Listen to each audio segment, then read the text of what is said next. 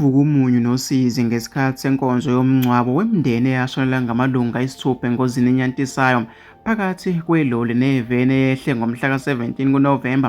Amalunga amane omndeni wakwaNcube afihlwe eKuthange kanti awakaSikhakhane afihlwe ngoLwesihlanu. Le mindeni ihlobene kwaNcube kudlula umama nobaba kwekhaya nezingane ezimbili.